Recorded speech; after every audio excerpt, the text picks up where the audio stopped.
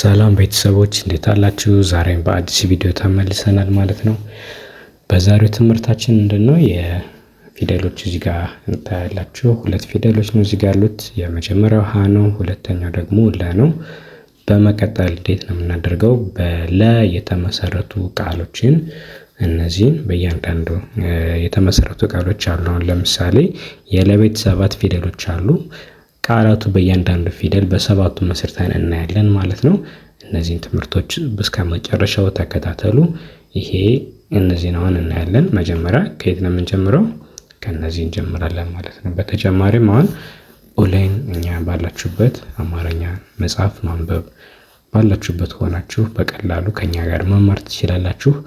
መማር የምትፈልጉ ተማሪዎች ካላችሁ ይሄን ስልክ ቁጥር ሴቭ በማድረግ ኢሞ በቴሌግራም ወይም በዋትስአፕ ሲወጣላችሁ ቀጥታ በመደወል መማር እንደምትፈልጉ መልእክት በማስቀመጥ እና በማናገር ክላስ አመቻችተን በሚመቻችሁ ሰዓት አስተምራችኋለሁ ማለት ነው።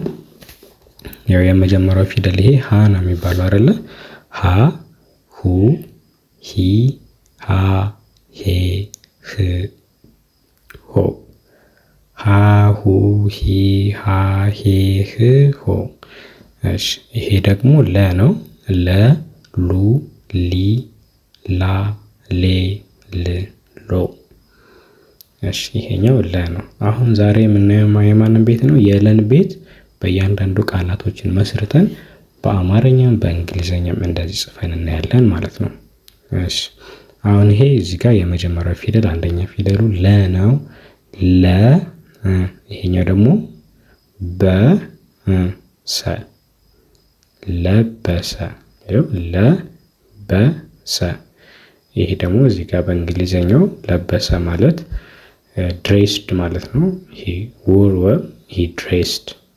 ስለዚህ መልበስ ማለት ያው ድሬስድ ማለት ስለሆነ ማለት ነው።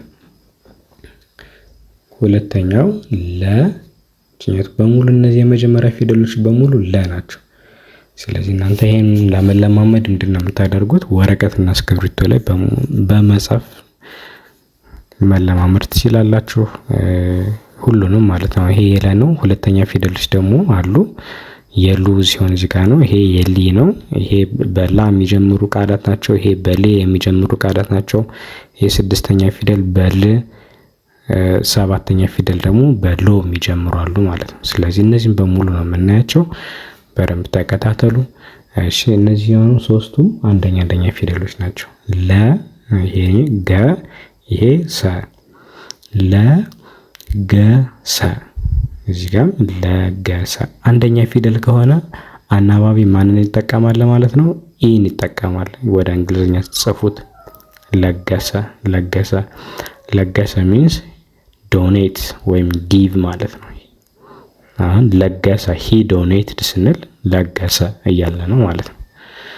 ለሴት ሲሆን ይሄ ለገሰ ሲባል ለወንድ ነው። ለገሰች ሲሆን ደግሞ ለሴት ይሆናል። ስለዚህ ሂ የሚለው ሺ ይሆናል። ሺ ዶኔትድ ይሆናል ማለት ነው። ይሄ ደግሞ ለመለመ፣ ለመለመ። እዚህ ጋርም ለመለመ የሚለው ተደግሟል። ያው ይሄኛውን እንተዋለን። ስለዚህም ለፊደል ይሄ ነው። ኤልኢ መ፣ ኤምኢ ለ፣ ኤልኢ መ፣ ኤምኢ። እሺ ለመለመ ማለት ያው ኢት ቢኬም ግሪን ይላል እዚህ ጋር። አሁን ለምሳሌ ለመለመ የሚለው ለእጽዋቶች ነው። ብዙ ጊዜ እጽዋቶች ሲለመልሙ አረንጓዴ ይሆናሉ። ስለዚህ ኢት ቢካም ግሪን ወይም ለመለመ ማለት ያው አረንጓዴ ሆነ የሚለውን የእንግሊዝኛ ትርጉም ሰጥቼዋለሁ ማለት ነው። ስለዚህ ለመለመ ማለት ኢት ቢካም ግሪን ማለት ነው። ይሄ ደግሞ ምን ይላል? ለካ። ይቺ ደግሞ የከ አራተኛ ፊደል ካ። ለካ፣ ለካ። ለካ ወይም መለካት ማለት ሜዠርድ ማለት ነው። ስለዚህ ለካ ስንል ለእንትን ይሆናል። ይሄ ለሰው የሆነና መለካት ነው አይደለ? ዋና ቨርቡ። ስለዚህ ለካ ሲሆን ይሄ አክሽን ቨርብ ይሆናል። ይሄ ሜዠርድ እና እዚህ ጋር ፕሮናውን የተጠቀምኩት ለዛ ነው። ለካ የሚለው ድርጊት ነው። ስለዚህ ሂ ሜዠርድ ይሆናል ማለት ነው። ይሄ ለቀቀ፣ ለቀቀ። ይሄም አክሽን ቨርብ ነው። ለቀቀ። ቀ ፊደልን አንድ ጊዜ በኪው ወደ እንግሊዝኛ ተጽፏት በኪው ሊጻፍ ይችላል፣ በኬም ሊጻፍ ይችላል። በሁለቱ ከተጻፈላችሁ እናንተ ማንበብ ነው ሁለቱንም። ስለዚህ መለቀቅ ማለት ደግሞ ሪሊዝድ ወይም ሌትስ ጎ ማለት ነው። ስለዚህ ሪሊዝድ የሚል ትርጉም ሰጥቻለሁ። እዚህ ጋር ደግሞ ለማኝ ይላል። ለማኝ አሁን ይሄ ለማኝ የሚለው ቨርብ ነው እንጂ አክሽን ቨርብ አይደለም። መለመን ሲሆን ያው ስለዚህ ለማኝ ለማኝ የኛ ቤቶች በጂኤን ነው የሚጀምሩት። ስድስተኛ ፊደል ነች ጂኝ ፊደል። ስለዚህ አናባቢ አንጠቀምም። ለማኝ ቢጋር ቢጋር። እሺ ወደ ሁለተኛ ፊደሎች እንሄዳለን። አሁንም እነዚህ በሙሉ የመጀመሪያዎች በሁለተኛ ፊደል የሚጀምሩ ቃላት ናቸው ማለት ነው። ስለዚህ ሉል ማለት እንደዚህ ነው። ሉል ወይም እዚህ ጋር ፔርል ይላል ማለት ነው። ሉካንዳ ሉካንዳ ሉካንዳ ወይም ሉካ ብቻ እዚህ ጋር ንዳ ሉካንዳ። ይሄ ሉካንዳ ማለት ቡቸር ሾፕ ወይም ይሄ ስጋ የሚሸጥበት ምናምን አለ አይደለ? እንደዛ እንደማለት ነው። ይሄ ደግሞ ሉክ ነው የሚለው ሉክ ወረቀቱ ማለት ነው። ወይም ሉክ ችኛቱ ስህተት ትንሽ ኬ ነው መሆን ያለባት። ስለዚህ ሉክ ማለት የሺት ፔፐር የሚለው ነው ወረቀት። ሉባንጃ ሉባንጃ ሉባንጃ ኢንሴንስ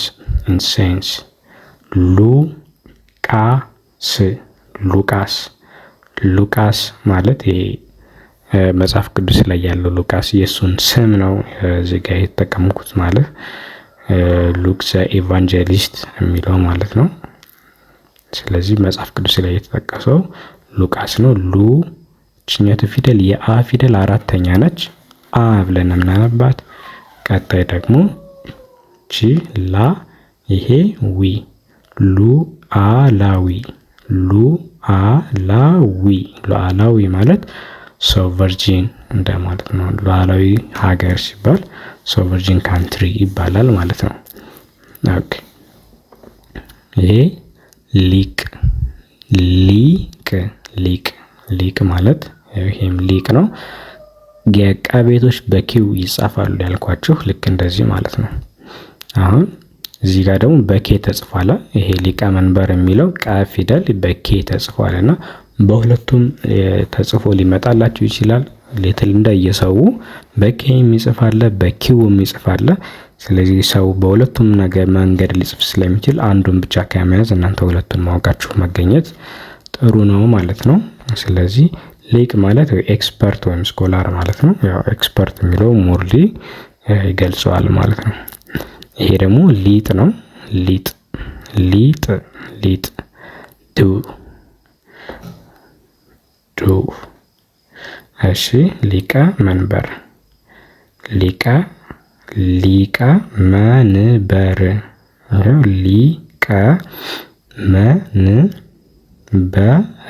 ሊቀ መንበር ወይም ቸርፐርሰን የምንለው ቸርፐርሰን ሊቀ መንበር። ሊዝ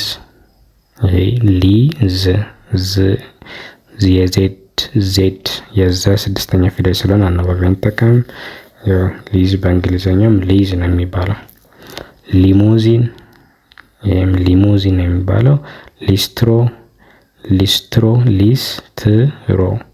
ስለዚህ ሻይነር ጫማ ጠራጊዎች እንደማለት ነው። ሊባኖስ የሚለው ሀገሩ ነው። ይሄ በእንግሊዘኛ ሊባኖን ነው የሚባለው። እሺ ላም ካው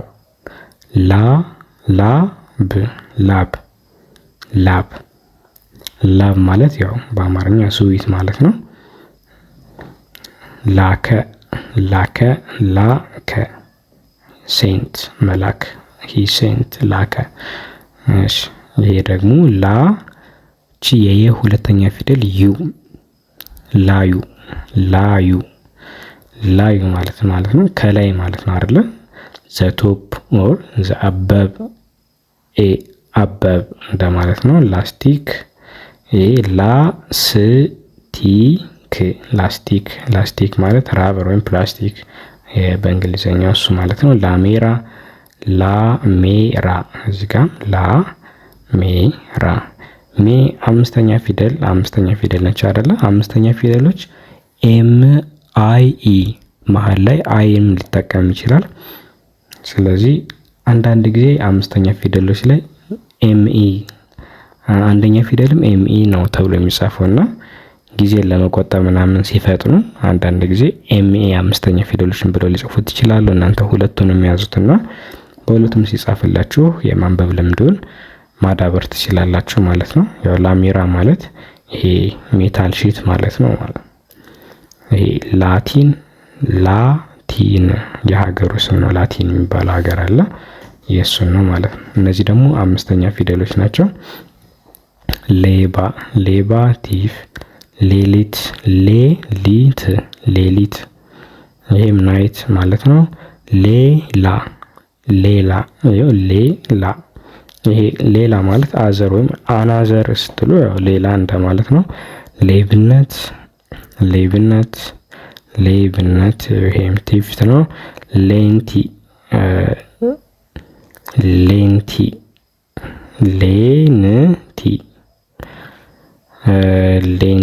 እዚህ ጋር የሌላ ነው መሰለኝ ያስገባሁበት፣ ግን ሌንስ ለማለት ነው ሌንቲ ያልኩት። ሌን ጭኘቱን ስ ሌንስ። እሺ ይሄ ሌላ ሰው ማለት ያው ሰማን ኤልስ ስንል ሌላ ነገር ወይም ሌላ ሰው ብላ የሚለው ነው። ሌት የሚለው ደግሞ ይሄ ሌሊት ማታ ሲሆን ነው።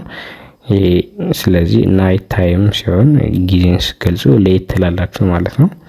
ሌሊት የሚለው ያው በቃ ማታ ነው ናይት የሚለው ማለት ነው። ሌት ስትሉ ግን ጊዜም ስላለው ናይት ታይም ብየዋለሁ እሱን። ልብ ሃርት ልጅ ማለት ያው ቻይልድ። ልብስ ክሎዝ ከዛ ልዩ ማለት ስፔሻል ወይም ዲፍረንት ማለት ነው። ልደት በርዝዴይ ወይም በርዝ ስትሉ ያው ልደት እንደማለት ነው። ልምድ ኤክስፒሪየንስ። ከዛ ልሳን ማለት ያው ላንጉጅ ወይም ታንግ የሚለው ማለት ነው። እሺ ይሄ የመጨረሻው ፊደል ነው። በሎ የሚጀምር ፊደሎች ቃሎች እዚህ ጋር ተዘርዝረዋል። እነዚህ የመጀመሪያዎቹ አሁን ይሄ ሎ ከዛ ሎሚ ሌመን ነው። ሎሬት